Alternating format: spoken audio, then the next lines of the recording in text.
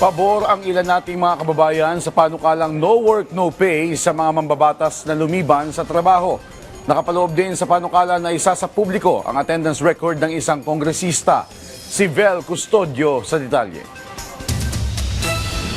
Inihain ni House Majority Leader at Ilocos Norte Representative Ferdinand Alexander Marcos ang House Bill No. 7432 o ang No Work, No Pay for Members of Congress Act, kung saan makakatanggap lamang ng sahod at benepisyo ang mga mambabatas sa mga araw na sila ay aktwal na nagtatrabaho at lumalahok sa mga plenary sessions, pagdinig ng mga komite at iba pang opisyal na gawain ng Kongreso.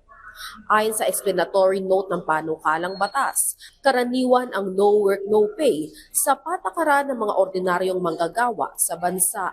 Pero hindi ito mahigpit na naipapatupad sa mga miyembro ng Kongreso kahit pa may mga pagkakataong hindi sila nakakadalo o hindi aktwal nakikilahok sa mga sesyon. Pabor naman ng publiko sa naturang no work, no pay na panukala. Pabor ako. Dahil katulad ko, pag walang trabaho, wala din sahod. Siyempre, wala silang trabaho, hindi sila nagtatrabaho, tapos may sahod sila. Sinasahod nila, saan ba nang gagaling? Pera ng taong bayan.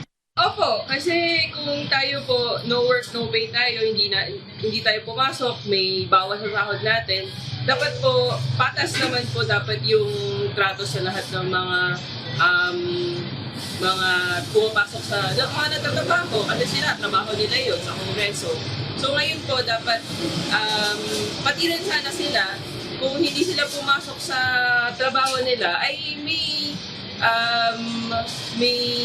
penalties rin po dapat po yun. Sila sa oral sila naman, siyempre, kung gusto nila pumasok, tuloy-tuloy pa rin pasok, tuloy-tuloy pa rin sahod. O pagka hindi sila pumasok, sahod pa rin. Paano yun?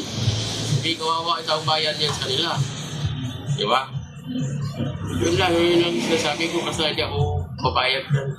Pantay-pantay tayo. Sa ilalim ng panukalang batas, dapat isa publiko ang attendance record para palakasin ang public trust and oversight.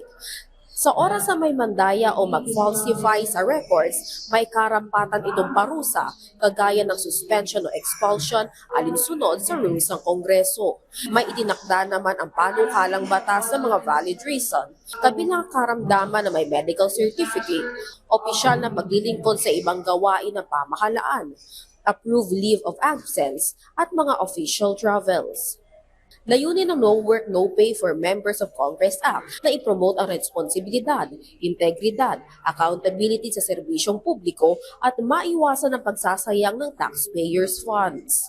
Vel Custodio para sa Pambansang TV sa Bagong Pilipinas.